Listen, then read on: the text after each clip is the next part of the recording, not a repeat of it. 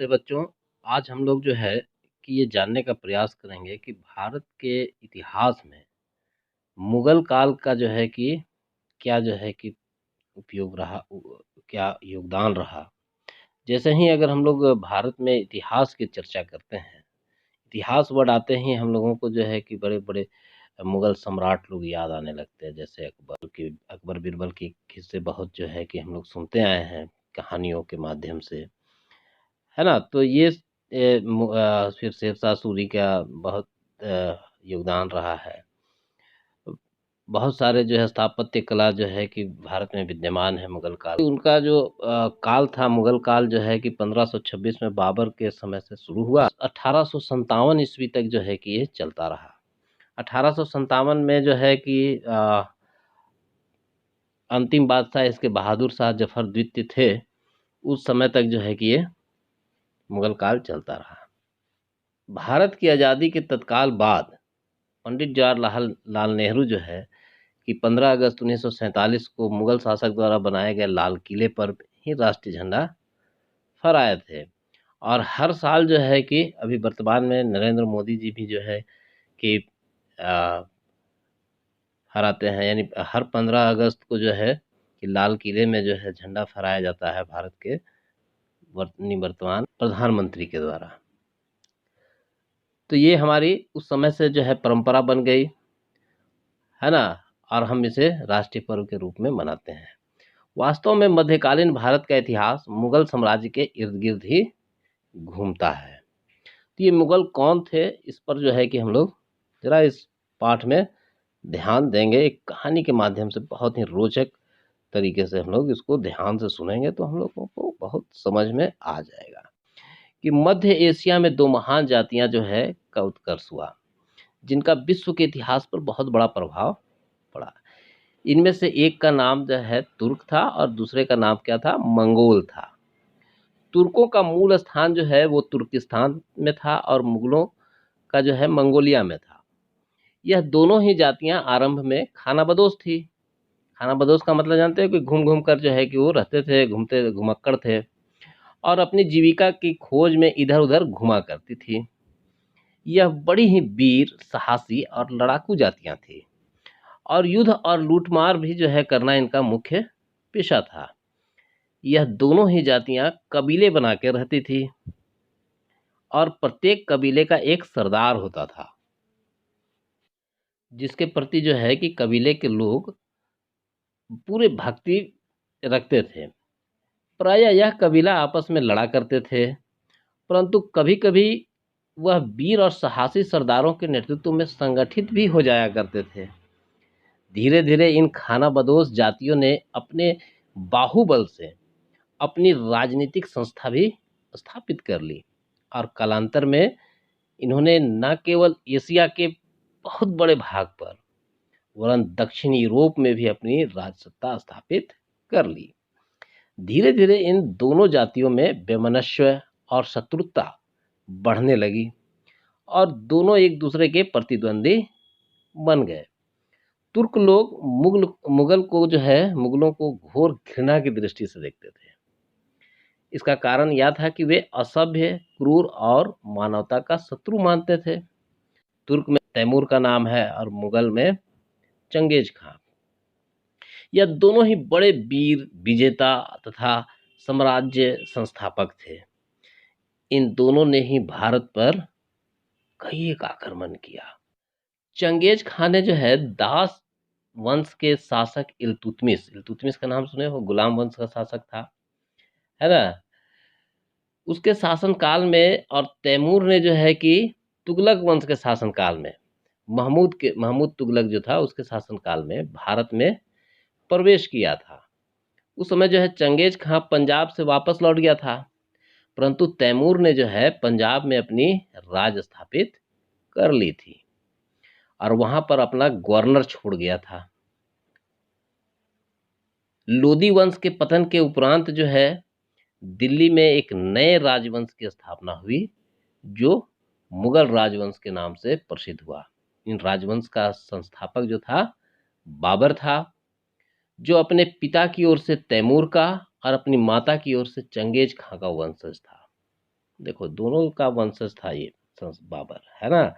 ये पिता इसका जो है तैमूर वंश का था और माता इसकी चंगेज खान।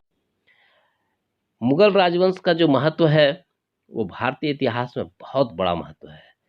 इस राजवंश ने लगभग 200 वर्षों तक भारत में शासन किया।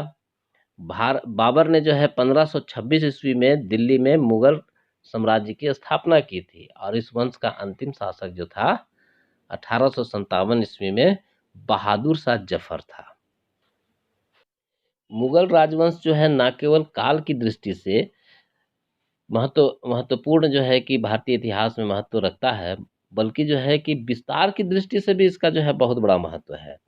मुगल सम्राट ने न केवल संपूर्ण उत्तर भारत में पर अपना एक छत्र साम्राज्य स्थापित किया, बल्कि जो है दक्षिण भारत में भी जो है बहुत बड़े भाग पर अपनी प्रभुत्व शक्ति स्थापित की।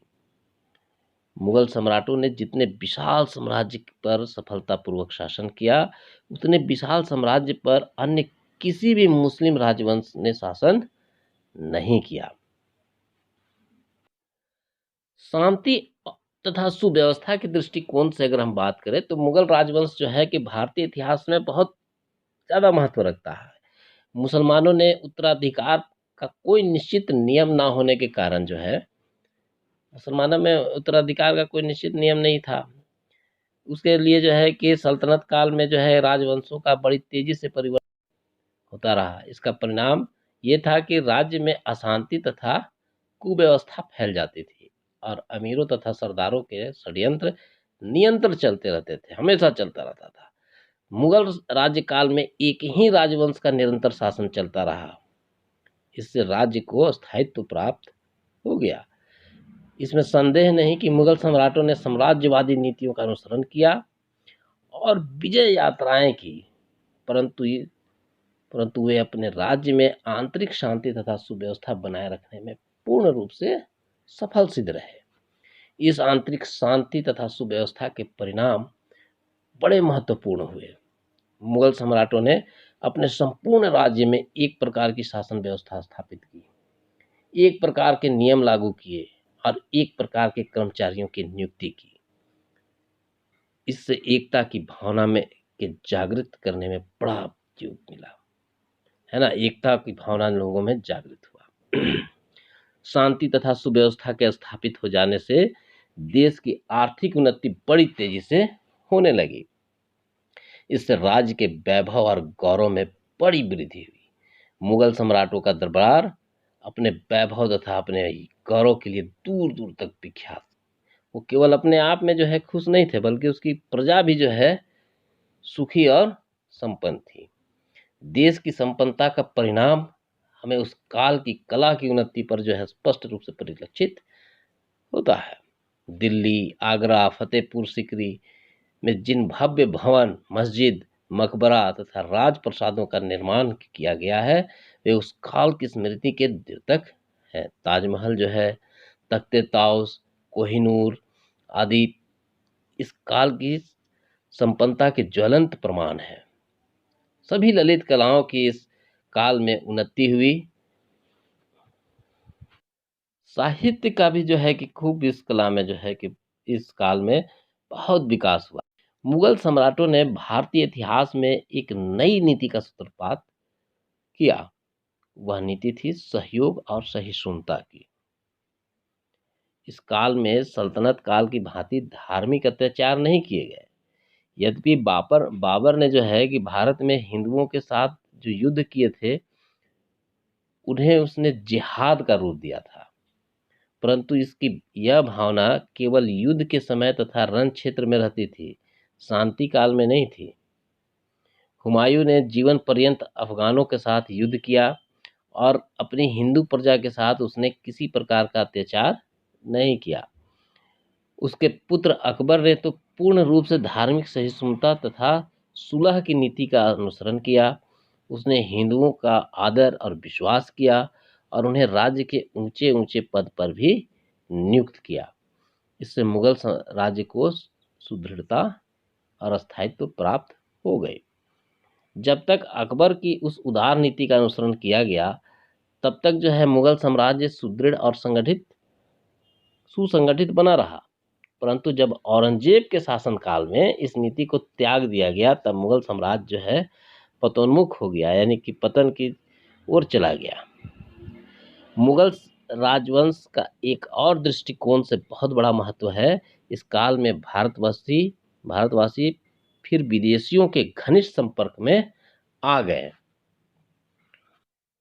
पूरब तथा पश्चिम के देशों के साथ भारत का व्यापारिक तथा सांस्कृतिक संबंध फिर स्थापित हो गया, है ना। पाश्चात्य देशों